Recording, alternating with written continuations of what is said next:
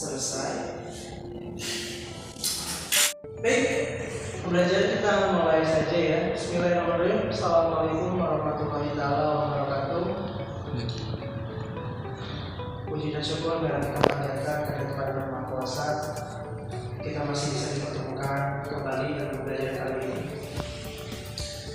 Salawat dan salam pada kita panjatkan dan syukurkan kepada junjungan kita Nabi besar Muhammad Rasulullah SAW, sehingga dengan syafaatnya kita bisa di sini dan menjadi seorang muslim yang baik. Sebelum mulai pembelajaran, mari kita doakan saudara-saudara kita yang di luar sana mungkin masih sakit, teman-teman yang masih sakit. Mari kita doakan semoga diberikan kesembuhan Allah di akhir hayat. Tak lupa juga mari kita doakan kedua orang tua kita, mohon ampun kepada Allah Subhanahu wa Ta'ala agar orang tua yang jauh diberikan kesehatan sehat selalu dan selamanya. Dan kita juga punya salah, tentu kita harus minta maaf. Lalu juga pada guru kita juga sama akan doa kepada Tuhan agar guru-guru kita tentunya bisa diampuni oleh Allah dan diberkatkan ilmunya yang telah kita dapatkan. Baik, sebelum kita mulai ke pembelajaran, Bapak akan absen dulu karena ini teman-teman yang ada pembahasan materi baru. Bapak presentasi dulu. Abdurrahman Hadir. Cynthia Hadir. Novita Dewi Hadir. Azmi. Hadir. Baik. Kemarin Azmi kemana? Azmi kemarin itu ya jalan-jalan sama Pak Mi ya? Iya. Kemana? Saya lihat kemarin sore-sore jalan-jalan naik sepeda. Azmi sama Pak Mi ngapain? Baik. Hari ini kita akan belajar mengenai sastra lisan.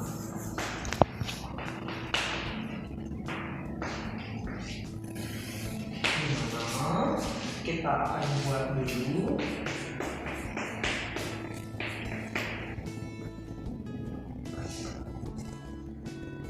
ini ada puisi, kemudian ada prosa, dan ada drama atau pertunjukan.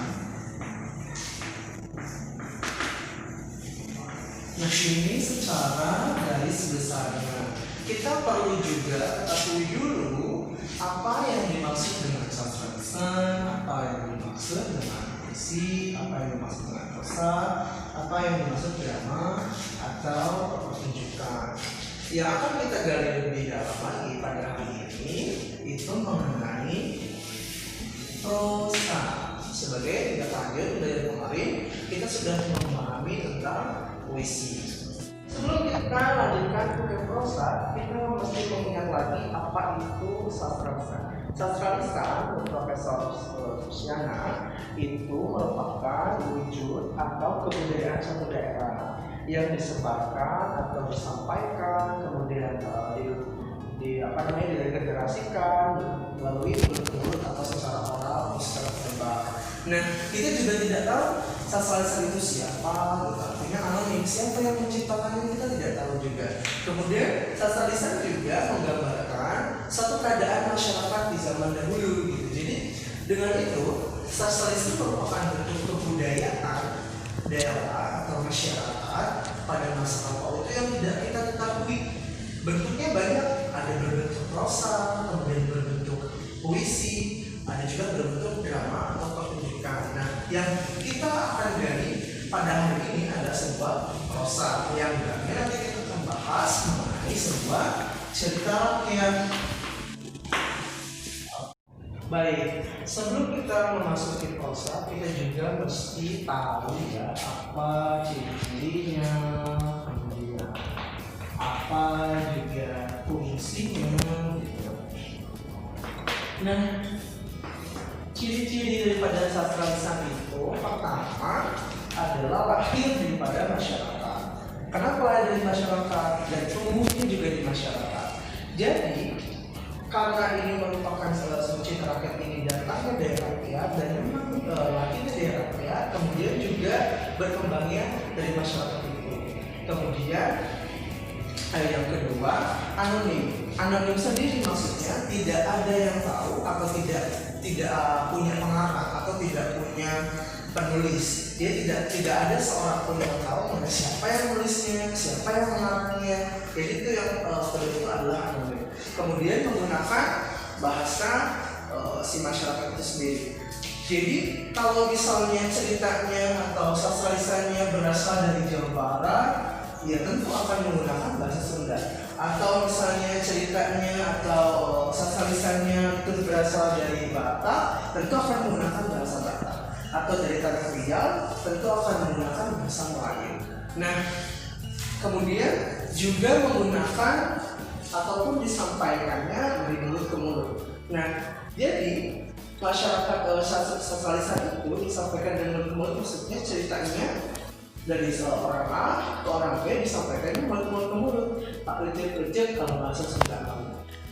Itu yang dimaksud dengan sastralisan dari mulut ke mulut.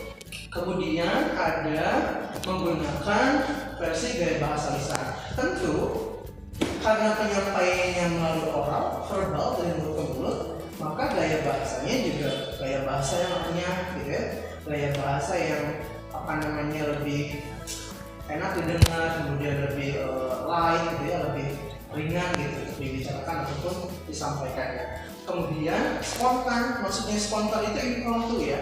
Jadi tidak ada persiapan harus bagaimana, tapi tahu gitu cerita saat itu gitu. Karena kita harus disampaikannya dari orang-orang tua dulu, kemudian ke orang tua kita, kemudian disampaikan ke kita dari mulut ke mulut gitu ya penyampaiannya. Kemudian ada terdiri dari berbagai versi. Kita tidak bisa menyalahkan gitu ya versi kok cerita yang didapat berbeda dengan saya dengan punyanya Bapak B misalnya. Itu tentu saja akan seperti itu karena tadi banyaknya versi. Kita tidak bisa menilai siapa yang benar dari orang A, siapa juga yang benar dari orang B begitu. Wilayah putih yang ada di Karawang juga berbeda dengan wilayah putih yang ada di Subang misalnya, kemudian ada yang ada di Bekasi misalnya, itu juga berbeda karena setiap daerah memiliki versinya dan sastralisan itu berdasarkan tadi lahir dan kembangnya di masyarakat. Kemudian bercorak puitis ya, teratur dan berulang-ulang. Maksudnya bahasanya memiliki rima, bahasanya renyah, bahasanya mudah diingat. Nah itulah yang dimaksud dengan ciri-ciri pada sastralisan begitu.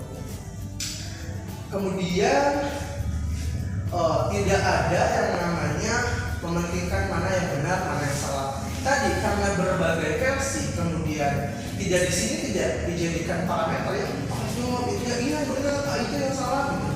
Atau si boy itu yang benar yang benar. Oh tidak bisa dalam satu sastralisan tidak dipatoki apa dari parameter ini yang benar dan juga itu yang salah. Karena tadi milik masyarakat gitu kan ya, itu termasuk masyarakat A memilikinya, itu masyarakat B juga memilikinya, tapi memiliki versi masing-masing.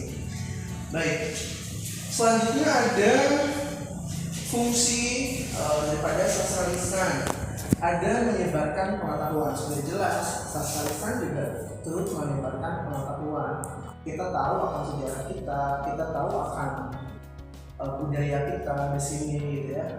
Misalnya cerita-cerita di daerah lain, misalnya seperti Buaya Putih yang di Karawang, itu juga ya di daerah di Karawang kita tahu ada Buaya Putih, kemudian itu sebagai apa yang nilai pendidikan kita juga dapat di sana, kemudian bagaimana tokoh itu, kemudian apa yang bisa kita ambil di sana. Baik, selanjutnya ada banyak sekali ya, ada sistem proyeksi atau angan-angan. Kita akan mengangan-angankan bagaimana, kemudian pengesahan kebudayaan, jelas itu merupakan bagian daripada kebudayaan kita juga. Pengendali sosial sudah jelas karena sekarang ini banyak sekali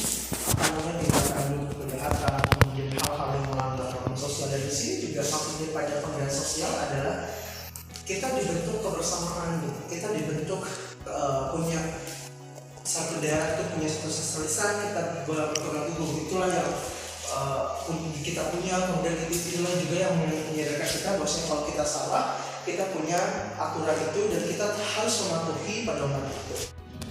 Kita akan membahas sekarang ini akan berikan dulu ini ada jenis-jenis daripada si prosa.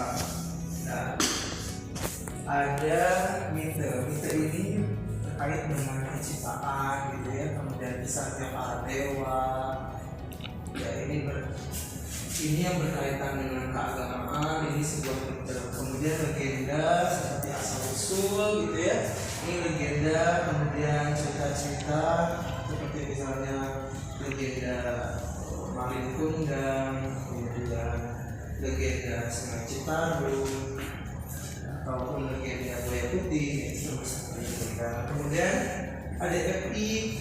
Nah, epik ini ceritanya panjang ya. Ini cerita prosa, kadang-kadang juga puisi, tapi panjang gitu. Ini ada dongeng. Dongeng ini cerita retakan ya, dan niatnya itu untuk nasihat gitu.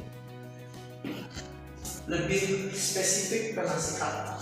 Jangan begini ya, begitu. Ini lebih spesifik ke nasihat. Kemudian balada ini adalah cerita yang haru gitu ya, mengharukan, sedih gitu. Itu balada. Kemudian ada ujar-ujaran seperti pamali. Kalau di kita mungkin pamali jangan memakai baju sambil berjalan. Kemudian makan tidak boleh menggunakan tangan kiri, kecuali mungkin bagi teman-teman yang kidal ya, tentunya itu bisa boleh saja.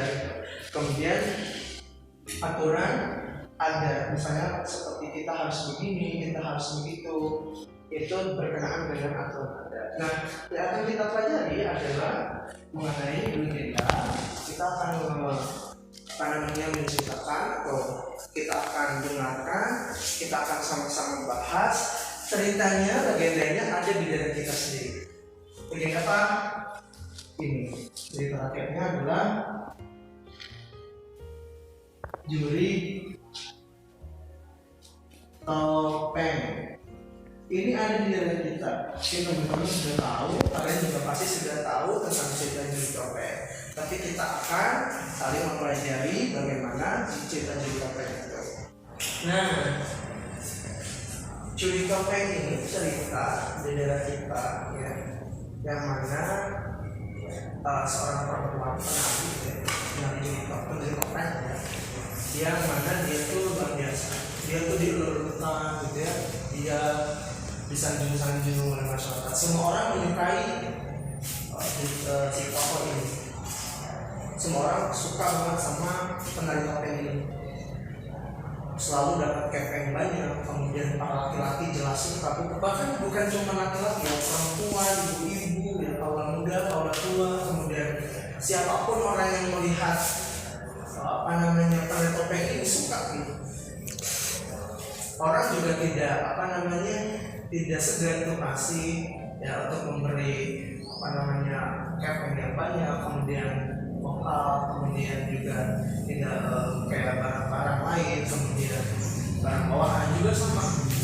Ke toko ini penari ini tuh sangat baik sekali gitu, karena penari topeng ini benar-benar baik sikapnya, kemudian dia cantik ya, kemudian goyangannya bagus, dan dia disebut juga ratu tari. Maka orang-orang mengalukan banget terhadap penari topeng ini. Nah, kemudian satu saat itu pulang dengan temannya itu ini di jalan itu ketemu begal, ketemu perompak lah ya, dulu begal ini istilah sekarang. Ketemu perompak, perampok di tengah jalan itu, dan perampok itu langsung menuju kepada penari topeng ini.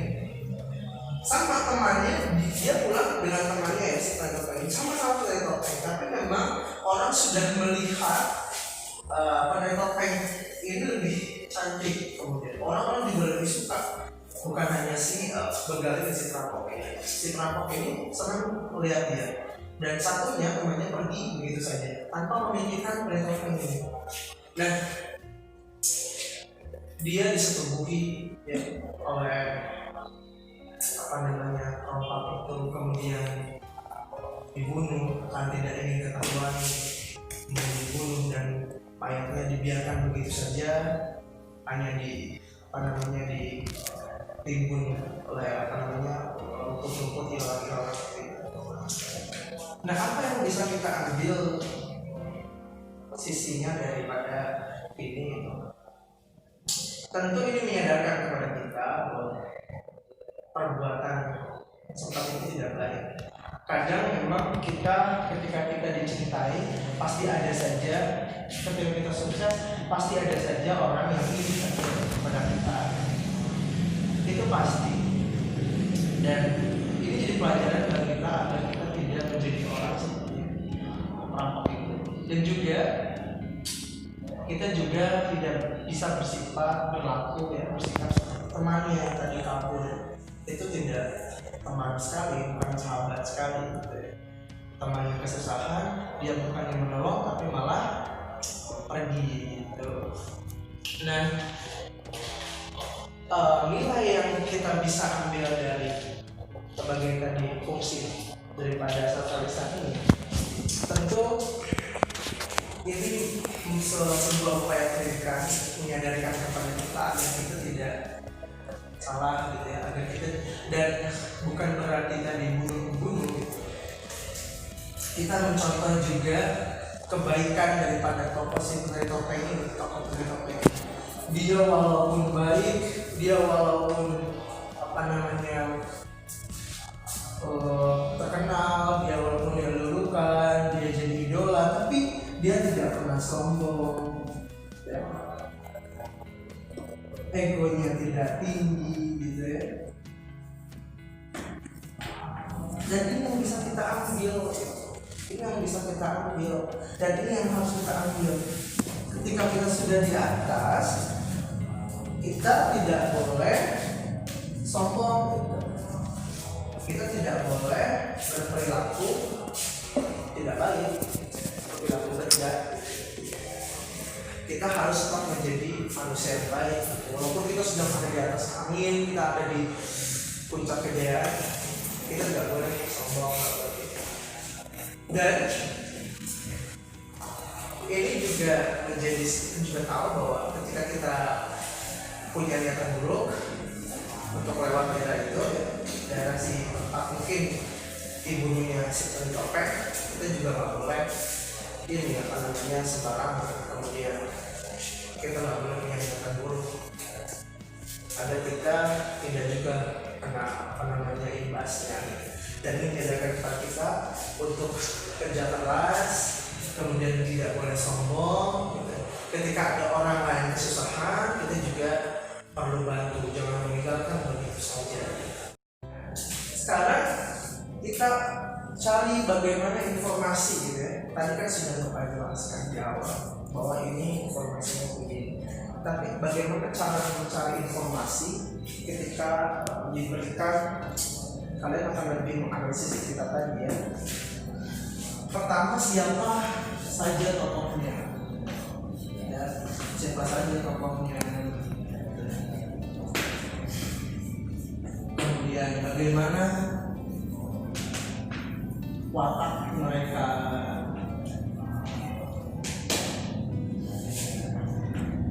Ini yang paling penting itu ya. Siapa saja tokohnya, bagaimana mereka, watak mereka, kemudian di mana kejadiannya. Nah, tiga ini yang paling penting dalam mencari informasi dalam sebuah cerita ya, dalam sebuah kejadian yang tadi kita sama-sama dengarkan, kita sama-sama baca. Nah, kita tadi sudah pelajari bagaimana cerita rakyat ini, kemudian bagaimana juga cara mencari informasinya, apa saja nilai-nilai yang terkandung di dalam cerita ini. Nah, kita akan belajar bagaimana ekranisasi. Nah, apa itu ekranisasi? Nah, ekranisasi itu pengalihan wahana ya, dari cerita ke sebuah film. Apa itu juga film tuh gitu. Kita juga kadang teman-teman mungkin pasti film, kita sering banget nonton film tapi kita nggak tahu apa itu film. Ada yang tahu mungkin film apa film? Nah, film itu kombinasi ya. Ini sebuah usaha sebenarnya daripada kita juga pengembangan yang bukan hanya teks saja yang bisa kita baca, tapi kita juga bisa nikmati gitu. Ada visualisasinya, ada penggambarannya, kemudian ada warna yang kita bisa lihat, kemudian ada suaranya. Jadi daripada bukan hanya penyampaian pesan yang dibaca, tapi penyampaian pesan melalui gambar yang bergerak, kemudian ini sebagai pemanfaatan teknologi ya, lebih kepada pemanfaatan teknologi. Dan ini tentunya akan menembus juga khalayak yang banyak gitu. Nah, kalau bukan kita untuk melestarikan sebuah sosialisasi, ini ada upaya juga kita menjaga kearifan daripada sosialisasi yang kita punya, cerita rakyat yang kita punya, cerita topeng tadi kita akan ekranisasi menjadi sebuah film gitu. Ini juga upaya kita mungkin sebagai orang sini gitu untuk melestarikan budaya kita sendiri gitu. Jadi film itu kita sampaikan pesannya melalui gambar yang bergerak atau warna dan suara. Film juga ekspresi ya, dia ekspresi kesenian gitu. Yang mana juga sebuah pesan yang tadinya sebuah bacaan menjadi sebuah yang bisa kita lihat melalui gambar-gambar, ada suaranya, ada bentuk-bentuk lain yang menguatkan penyampaian emosi, penyampaian informasi yang lebih.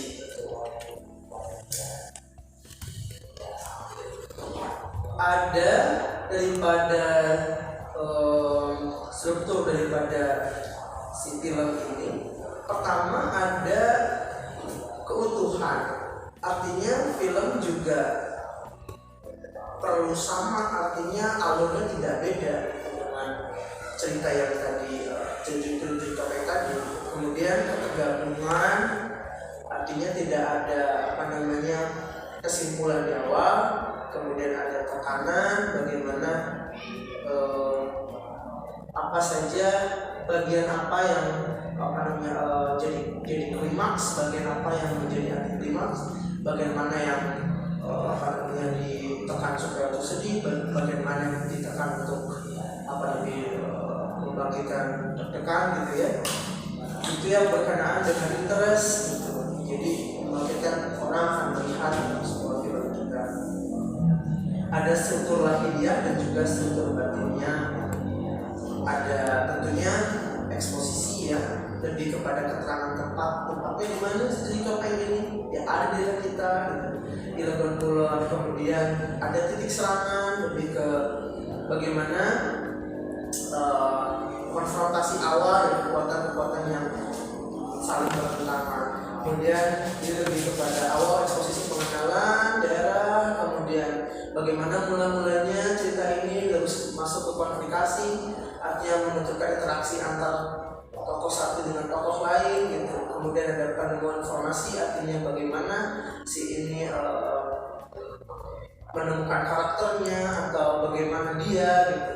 Kemudian ada pembalikan, kemudian ada konflik. Nah di sini lebih kepada bagaimana tadi si juri topeng ini konflik dengan rekannya, kemudian juga dengan perampok, kemudian aksi semakin meningkat, maksudnya ketika si juri topeng ini ya, si tokoh juri topeng ini, petani topeng ini dibunuh oleh para perampok gitu. Dan krisisnya, kemudian ada klimaks dan juga aksi jatuh, maksudnya lebih ke klimaks gitu ya, kesedihan, kemudian kesimpulan. Nah dalam proses ekranisasi ada yang perlu kita perhatikan, itu ada pengurangan. misalnya pengurangan salah satu langkah yang ditempuh gitu. Jadi suatu karya sastra dari tulisan ada yang dikurangi, apa yang dikuranginya bisa tokohnya atau juga bisa ditambahkan tokohnya, kemudian latarnya, tapi tidak merubah alur gitu. Itu untuk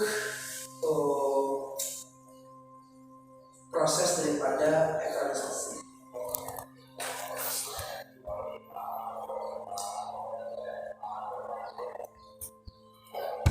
Nanti untuk lebih lengkapnya kita akan lihatkan di PowerPoint-nya yang akan Bapak bagikan di sebuah teksnya nanti ya. Nah, balik lagi ke tadi ekranisasi di mana dia lebih kepada memvisualisasikan suatu bacaan, kita memvisualisasikan diri topeng ini agar lebih baik terkemas dan kemudian terpublikasi. Kita punya sastra besar di dalam kita punya sejarah kita sebagai identitas kita ingin mempertahankan, tapi juga kita juga ingin memperkenalkan ke dunia luar, ke orang lain bahwa di dalam kita ini di luar pulau kita juga punya cerita rakyat. Nah, kenapa tadi ada pengurangan, ada penambahan? Itu menurut Amnester ada anggapan bahwa adegan maupun tokoh tertentu tidak diperlukan gitu atau tidak penting gitu. Misalnya ada adegan di film kita di cerita kita di JKP, mungkin ketika adegan misalnya si orang tadi jatuh misalnya ya, kemudian orang-orang yang ada di sekitar situ euforianya bagaimana terhadap si tokoh si penari tadi, topeng tadi. Kemudian juga ada alasan yang mengganggu gitu misalnya. Jadi lebih kepada ada alasan yang kurang baik untuk difilmkan. Yang ada unsur-unsur atau ada adegan yang di sebuah bahan bacaan tadi atau di cerita ini ada yang sepertinya tidak akan menimbulkan ketidakberterimaan gitu ya. Kemudian ada juga teknis ya, lebih kepada teknis dari filmnya, bahwa misalnya bagaimana ketika si cerita ini difilmkan itu bakal bagaimana gitu, menunjang tidak untuk difilmkan gitu. Maksudnya si kamera bisa tidak untuk memfilmkan cerita ini gitu, atau adegan itu ada adegan gitu.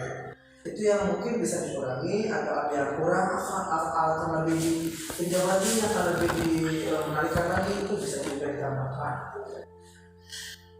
Kemudian ada lebih kepada alasan audiens ya, misalnya dengan durasi waktunya gitu. Kalau ini kan kita terlalu singkat, difilmkan mungkin akan jauh lebih panjang, kemudian jauh lebih berkenan gitu, akan lebih sampai juga begitu. Ini hanya sebuah medium gitu ya, sebuah media gitu. Tentu juga tidak menutup kemungkinan terhadap penambahan ya, perluasan juga tadi, bahwasanya ada perubahan-perubahan yang pastinya mungkin akan lebih baik lagi jika begini, ada tambahan tokoh lagi, kemudian ada penambahan latar gitu ya, atau diubah ke siang, dari malam ke siang ke malam gitu, tapi tidak mengubah alur tentunya ya. Maksud alurnya akan sama seperti itu. Nah, baik, untuk lebih lengkapnya kita akan bagi kelompok ya, kalian akan dibagi kelompok menjadi 2. Ada cerita ini, kemudian ada satu juga cerita lain yaitu Bayanian. Kita akan juga buat di sebuah film dan itu kita akan bahas untuk pertemuan depan. Tapi nanti kalian satu belajar ini, satu baris ini, satu baris itu, dua baris ini dibagi menjadi 2 kelompok. Nanti kumpulkan saya sebagai istirahat, ketua kelompoknya siapa, dan nanti buatkan grup WhatsApp-nya. Kita akan diskusi di grup WhatsApp untuk lebih lanjut bagaimana cara membuat naskah filmnya, kemudian tahapan-tahapan yang lebih jelas lagi terhadap realisasinya. Jadi kita sudah pahami satu cerita ini, kemudian juga kita akan bahas lagi proyek yang tadi populernya nanti dengan saya lebih detail lagi di WhatsApp gitu ya. Nanti kita akan filmkan juga. Baik, ada pertanyaan sebelum kita akhiri? Jika tidak ada pertanyaan, saya akhiri. Jangan ragu, tetap semangat. Kita akan membuat sebuah proyek besar dengan kita harus mencintai diri kita sendiri, dan bagaimanapun kita juga harus meregenerasikan diri ini